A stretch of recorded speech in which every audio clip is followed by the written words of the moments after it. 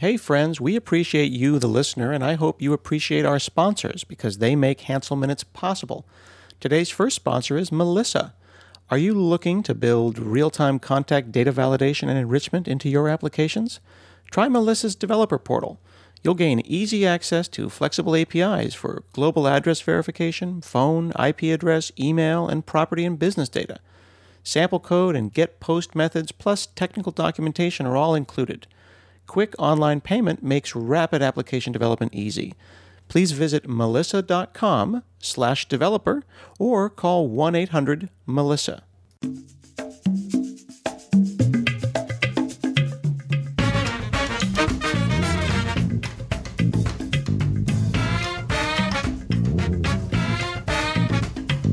Hi, this is Scott Hanselman. This is another episode of Hansel Minutes. Today I've got a very special show for you. I'm talking with Kent Sullivan and Derek Hoiem. They are user research and UX consultants, and they're currently working with Be Curious With Us. Great URL, becuriouswith.us. They help teams and individuals develop capabilities to make great user experiences. But I want to talk to you all about history. Thanks for being with me today. Hey, great to be on the show, Scott. Yeah, thanks, Scott. So I'm sitting here in front of my Windows machine. I'm running Windows 10. And then to my right is my son's Chromebook. And then beyond that is an Ubuntu machine. And in all instances, there's some button in the corner that I click on. For a lot of machines, it's that lower left corner. And for other ones, they mix it up, put it in another upper left corner. I started realizing that's ubiquitous. There's always a start menu somewhere. So I wanted to figure out where that came from. Maybe one of you could give me a little background on where did the start menu come from and where were you when it happened? Yeah, so Kent and I were actually, so this is Derek, Kent and I were actually some of the first members of the user research team at Microsoft. And so we started in the late 80s. And at that time, DOS reigned supreme, at least in the PC world. There were some other OSs out, and there was, other graphical UXs in development. I should say operating systems with shells is the proper term, the developer term, that were graphical. So Microsoft saw that it kind of had work to do to improve what was going to be the future of the operating system. And so obviously, like Microsoft had several versions of Windows already in development. Windows 3.0 was in beta when Kent and I started. And so we were, wondering like, well, where do we start? Where do we take Microsoft? There were various efforts and different kind of user testing efforts going on, kind of bootstrapping within our group with different product teams. But we knew that the real heart of the battle was to start to bring some user feedback into the Windows development process. So, and Kent, you feel free to jump in here at any time. But we, at some point we were like, you know what we need to do? We need to start kind of benchmarking where we're at. And so we started to put Windows 3.0 and then subsequently Windows 3.1 in front of different users. And we tested everybody from kids to grandmas. And you have to remember at the time, there was a large percentage of the population that had never even used a computer before. So we used those people. We used developers. I mean, so we really had the range of capabilities and abilities of people and experience with computers. So we were putting them in front of Windows. Then we also put them in front of the Mac. And we started noticing some patterns. And one of them was the fact that people generally, obviously, the more advanced you got in your computer know-how, you could figure things out or, deduct certain things if you were in an unfamiliar environment. But for by and large, if you were new, you wouldn't know really where to start. And so we would give people a task like, hey, open up a notepad, or can't jump in here because you were very familiar with some of the tasks that we were giving people. Oh, it was really basic stuff. Start Notepad, open this Microsoft Word document, draw a picture in Paint, really easy stuff. And people were just constantly relearning and would get lost, and have multiple copies of the same application open. It was just way worse than we thought, because basically up until that point, the only people using it more or less were people who already had a fair amount of computer knowledge. And as Derek said, we were really interested in broadening who was using computers. That was really not just the mandate from management, really the whole company is like, hey, computers are, if we're going to get one on every desktop in every home, we've got a lot of work to do. Mm-hmm.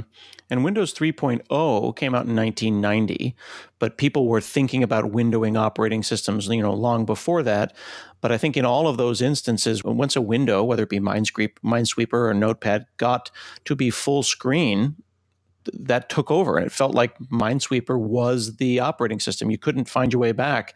And I don't suppose hitting Alt-Tab is very intuitive. No one's going to ever discover that. It's in the same category as Control-Alt-Delete, unfortunately. It's just something you pass on by telling your friends. Right. And the discoverability of something like that is near zero. Well, I remember that there was talk when double-clicking became a thing that people were concerned that double-clicking was a bad idea because it itself was not discoverable. I remember reading a usability study that said a monkey would never intuitively double-click, but a monkey would take a mouse, see how the mouse is connected to the pointer, and would click a single time. Right. If you look at the psychology and human development of all these things, the things we call intuitive tend to be the things that we learned when we were so young, we don't remember learning them. Mm-hmm. All knowledge is learned, Think about how many hours babies spend holding objects out in front of them and turning them in their hands and that kind of spatial work. So yeah, double-click needs to be learned. And once it's learned, it can be remembered. Same thing with context menus, right? There was a huge controversy at Microsoft about whether to put commands on that right button menu. And today you don't even think about it because that's something that people learn the moment they start using computers. But to begin with, we were very, very careful to only put stuff there that was redundant and that it could be found somewhere else visibly because it's basically hidden. Right. And that's interesting because it makes me think about things like iPads where clearly touching things is intuitive and one doesn't need to learn to take this magical bright window and put it in your hands and touch it. But now we've got iPhone X's with 2-finger swipe from the upper right corner type totally undiscoverable things that we complain about today, but tomorrow they might not be a problem. Yeah. And I think there's an assumption, right, that these gestures, like Kent was saying, might be intuitive or something, but they aren't there's always going to be a set of people where they aren't. And so usually gestures need some sort of visual cue first, and then the gesture can be learned and then used as more of as an accelerator. But so back to, the early days of Windows, we were coming from DOS. Windows had already kind of again, had several versions, but there was a lot to be done in terms of bringing direct user feedback into the development process. Right. So that's kind of where we came into the picture. And actually, there was, I think, a broad acknowledgement at Microsoft, too, that Windows could be a ton better. So there were several kind of characters that we want to introduce into the story here. Mm-hmm. One of them was one of the program managers of Windows 3.1. Her name was Liz Dunn. There was another person, Mark Malamud, who became one of the lead program managers, and I guess you could say was kind of the first true interaction designer at Microsoft. And he led a new advanced Windows team that they were going to call WinX. And then who else was on that team, Ken? Roy Levian. Right. And so he was a developer on Windows as well. And so the three of them, and I think probably a couple other people, had gotten together and started to talk about, okay, what could the future of Windows look like? And they started pinging us for data to say, what do you guys know? What do we know about Windows? And then that's when we had, I think, begun and started to collect data on this, what we call our benchmarking effort. And we found that, again, Mac had the same problem that people didn't know where to start. In fact, on the Mac, what was interesting is that the Apple menu was the place that people would go repeatedly to, say, start a program or go find a document or something like that. Now, the Apple menu's gotten a lot better over the years. It's still not perfect, but back then in the 80s, it was a really weird collection of things. None of which were primary tasks. Yeah, it had the font DA mover, control panel.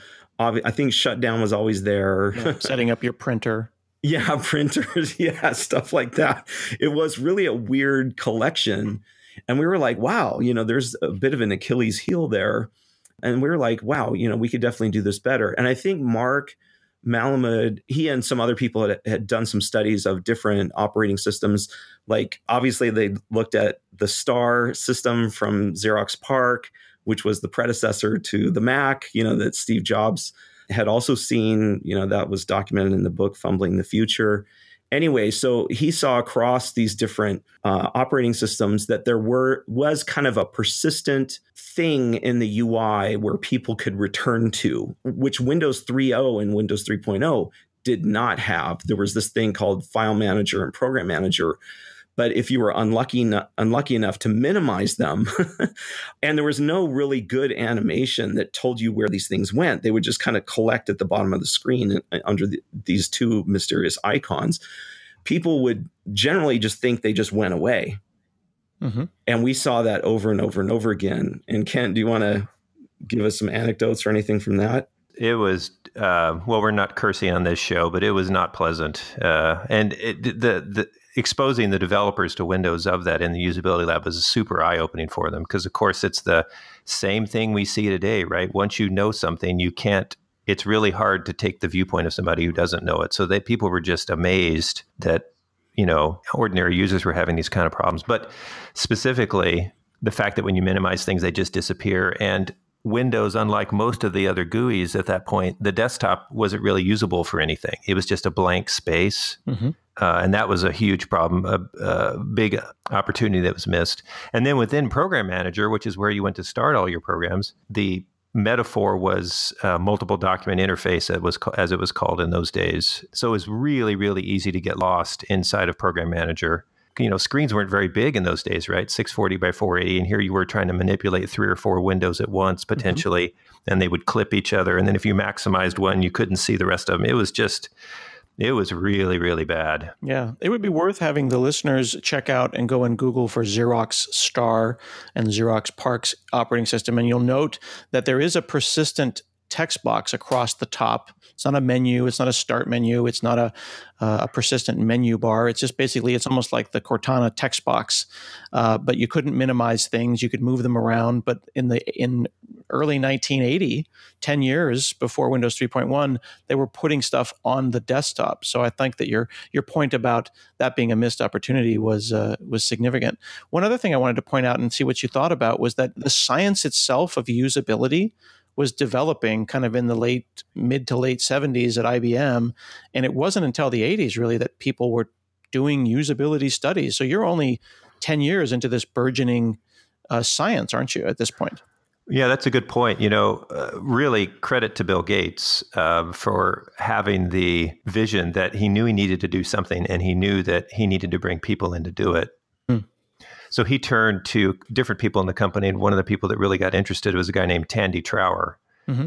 And Tandy studied it and said, you know what, we need to really think about investing in UX. And so he got the charter from Bill to start a centralized UX group, and he hired designers and researchers. He's starting with a couple of people that he thought could grow into managers, and they did. A woman named Virginia Howlett, who grew to be the manager of the design group, and a woman named Mary Dielli, who built the user research team. And that's who we reported to when we first started. It's, I know, crazy to imagine, but there was kind of one team for the entire company at that time. How many people at the company while you all are off doing this? When I started, Derek, when you and I started, it was about 4,000 worldwide, wasn't it? Wow.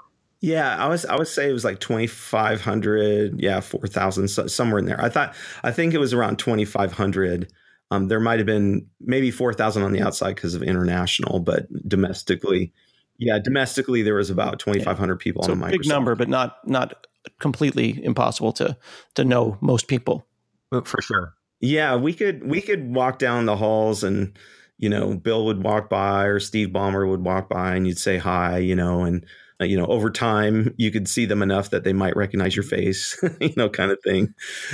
So yeah, that definitely was an interesting time to be at the company. the way we got connected was really that paper that I wrote after Windows 95 was done. It was for a UX conference, ACM SIGCHI. And I was surprised about the reaction people had. It was like, wow, Microsoft was doing this that long ago. And I think that's a really interesting point, is that we did make an early investment in that. And of course, there's lots of criticism you could lob at Microsoft for kind of falling off the path here and there, during its growth and maturation as a company. They're doing great now. They've got some really great UX people. But it is true that we really did have things going on way back in 1988, 89, where we were really trying to be driven by good design and good research principles. How often would people say, no, do it this way because I'm the manager, as opposed to the user experience be darned? A lot. It was like... Yep, that's fair. It was probably like 80% of the time, and that's where we tended to work with teams. We were a central resource within Microsoft, and so we'd kind of be put on loan to different product teams for periods of time. And certain teams would go, wow, this is such a great resource. We want to keep using them. And so we would just kind of build more with those teams who were more receptive. That's right. Over time, now it's pervasive, right? So it worked, but it definitely took decades. That's right. Our managers, Mary, Virginia, Tandy, were very explicit. It's like, work with the teams that want to work with us, and, we'll build from success. Because we knew that the key was having the program managers and the developers talk to each other about the great results they were getting. Because there's, Microsoft has this history of hopefully friendly, sometimes not friendly competition between teams. And so if Team B sees that Team A has had a great result doing something new, they might be more willing to try it. Well, that's a really good point. And it also brings up something we want to underscore, is that, great design is a team effort. It's not that one of you or one of your bosses just showed up one day and said, here are the designs for the start menu. I did it overnight. But was there a moment, though, where someone was like, let's use the 4 infinite corners, as they refer to the 4 corners of the monitor? Well, we definitely saw that. It was kind of a convergence of two things. So the WinX program management team that we just talked about, they got together and they were like, we see this certain pattern across other products. And then, we in the usability lab were seeing how corners were so important to people, that they would like if you just gave them no instruction and a blank screen and a mouse, they would go to corners, like as a force of gravity kind of thing. Mm-hmm. So from a human perception point of view, they're very important. And so then that's when we discovered, like, oh, wow, on the Mac, it's got the Apple menu in the upper left. And Mark Malamud's team was like, okay, well, what we should do is make this persistent space in Windows kind of as a part of our trademark, essentially be the bottom. And then we could put other things down there. And so back to this idea of, minimizing windows, people would minimize those windows and then they would think they were gone. We were like, well, one of the primary things that you should be able to do with this persistent space down below is be able to switch tasks. So essentially making Alt Tab visible. And that's a perfect example of using the two, like using a visible cue and then using an accelerator, or AKA gesture, if you want to call it that. And so once you know what the visual cue is, you can just use the accelerator once you've learned it, Hey, friends, this is Scott, and I've got a word from a new sponsor, and a really cool sponsor, in fact, that I use myself. They are Seek. That's SEQ, and you can check them out at getseek.net. That's GET, SEQ.net. Seek is the easiest way for your team to capture and search and visualize structured log events. You probably do logging. Maybe you have a Node app or an ASP.NET Core app. Move beyond text files. Check out structured logging. It preserves those individual property values as well as the text that's associated with each event. They get sent across the network to Seek, which then displays them and makes them searchable. It's really easy to get started. You can probably instrument your application if you're already using logging in just minutes. Just go to getseek, that's GET, SEQ.net. You install the Seek server. It's a Windows service, and then it listens and handles all of the logging, whether you're using Node.js and the Bunyan logging library, or maybe you use Serilog on .NET, or just ASP.NET Core's built-in logging. Seek is there for whatever you want to use, whether it be .NET or Node or Python or Java. It's a really great product, and I encourage you to check them out and support them the way that they support us here at Hansel Minutes. When Windows 95 started up for the first time, there's this thing that they use internally at Microsoft called the OOBE, the OOBE, the out-of-box experience. And it would play a little video and tell you that the start menu is a thing and it's over here. I remember one of you said something that there was a problem with that video. People would click on the start menu picture in the video. Oh, yeah, we definitely did see that. That kind of stuff happens when you're teaching something that's brand new.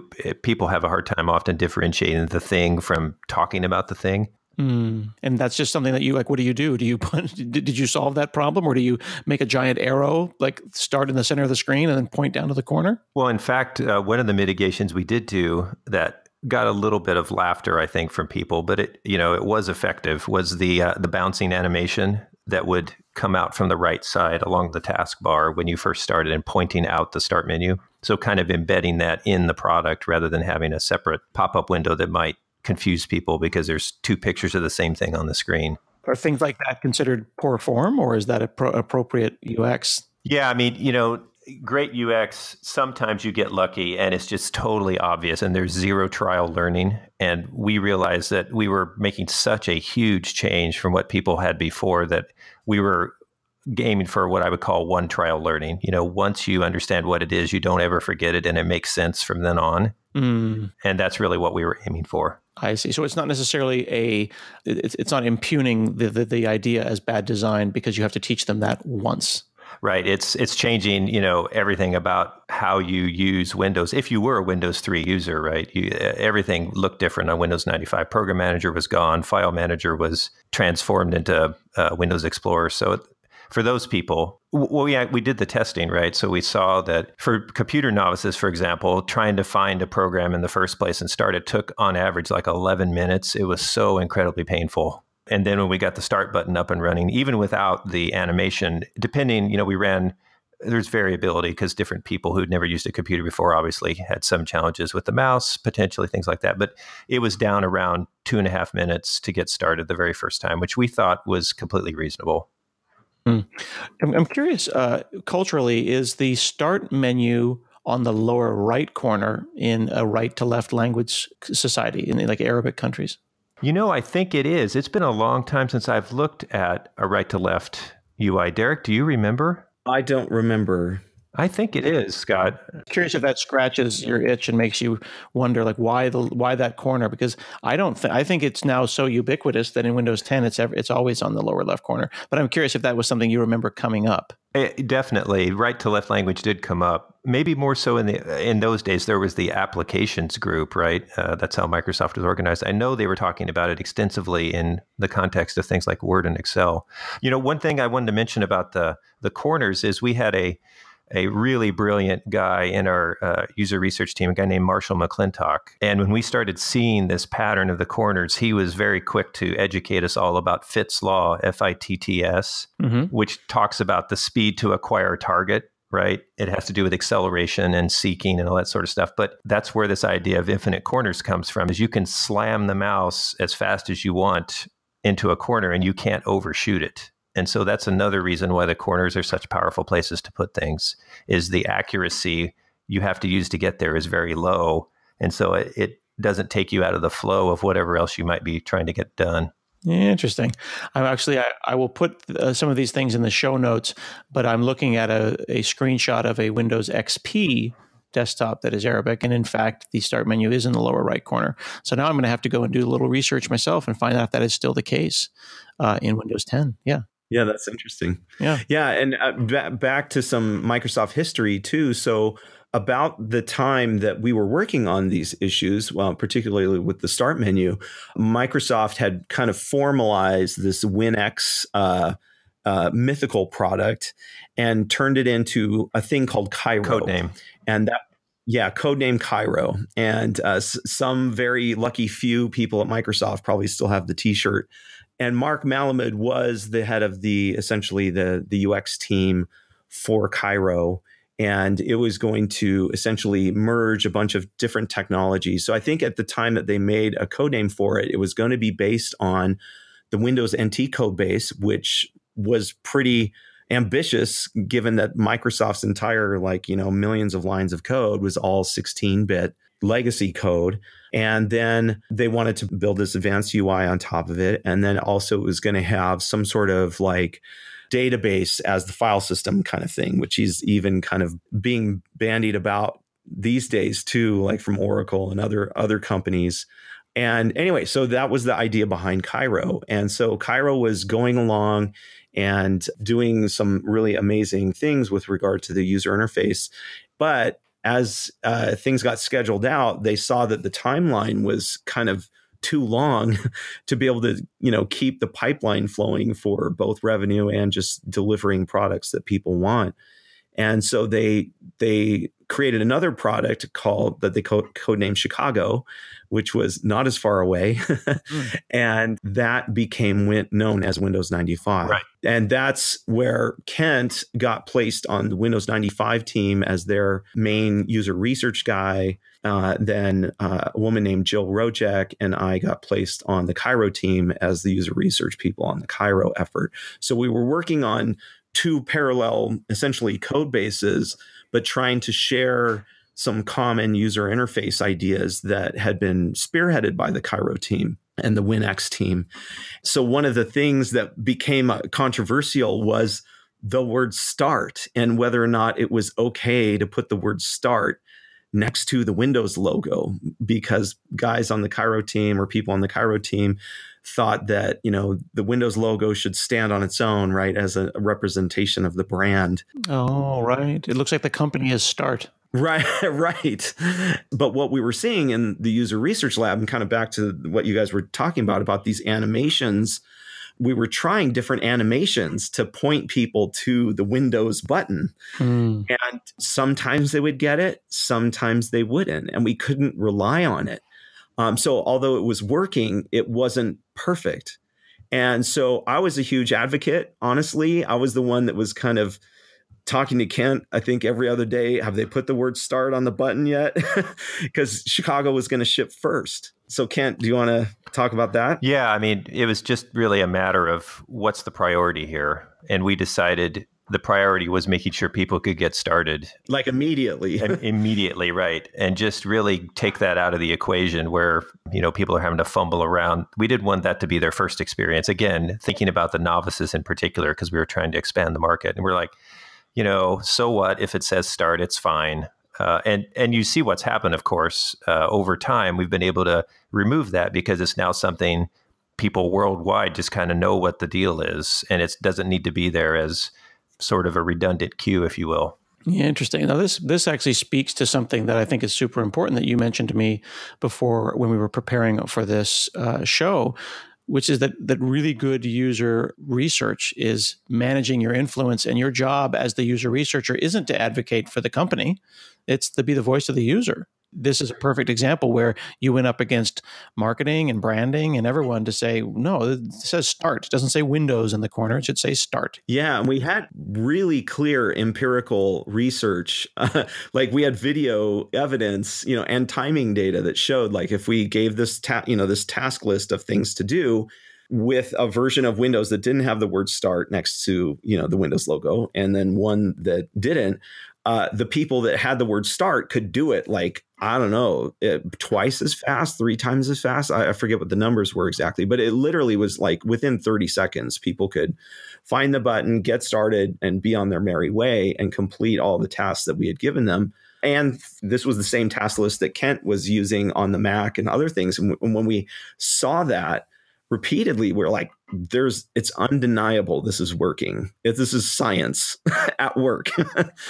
So right. In the same kind of vein, the whole process of finding the start button and then getting that first application launched, we noticed that the hierarchical menu structure worked pretty well. It was way better than Program Manager because you could see all the folders, and it didn't take people long to figure out the arrows meant they could scoot to the right and see something more.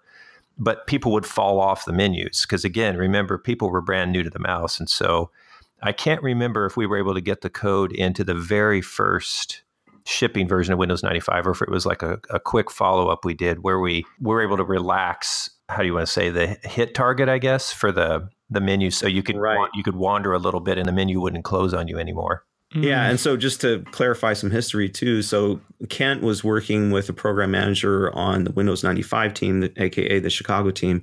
His name was Danny Oran.